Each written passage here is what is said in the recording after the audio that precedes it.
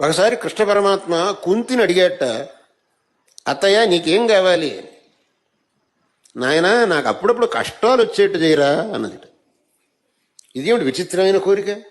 ఎవరన్నా కష్టాలు అడుగుతారా? ఆమె అడిగింది. విపదస్సంతు నశ్యశ్వత్ తత్ర తత్ర జగద్గురో. అప్పుడప్పుడు నాకు కష్టాలు రావాలరా నాయన. ఏమత్తయ్య విచిత్రమైన కోరిక కోరుతున్నావు అని అంటే దానికి ఆమె సమజాయిషి చెప్పిందిట. భవతో దర్శనం యత్స్యాద్ అపునర్భవ దర్శనం. కష్టం వచ్చినప్పుడేగా నువ్వు నా జ్ఞాపకం వచ్చేది. అప్పుడు నీ దర్శనం అవుతుంది నాకు, లేకపోతే నీ దర్శనం కాదు. నీ దర్శనం అవుతుంది, నా జన్మ సార్థకం అవుతుందని నాకు నమ్మకం. కాబట్టి నీ దర్శనం కావాలంటే నాకు కష్టం రావాలి, నేను తలుచుకోవాలి, అప్పుడు నీ దర్శనం కావాలి.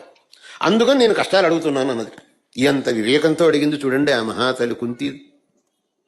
అందువల్ల మనం ధర్మాన్ని, సత్యాన్ని, న్యాయాన్ని అంటిపెట్టుకుంటే మనకు కష్టాలు వస్తాయి అని అంటే దానివల్ల మనం ధర్మ మార్గం నుంచి బయటికి పోవాలి అని మాత్రం మనం అనుకోకూడదు. ఆ కష్టముల వల్ల మన యొక్క మనస్సు శుద్ధమవుతుంది, మన యొక్క మనస్సు నిర్మలమవుతుంది. మనం ఇంకా ఉన్నతమైనటువంటి జన్మను పొందడానికి అవకాశం ఉంటుంది. ఈ ఒక్క సత్యాన్ని మనం తెలుసుకోవాలి.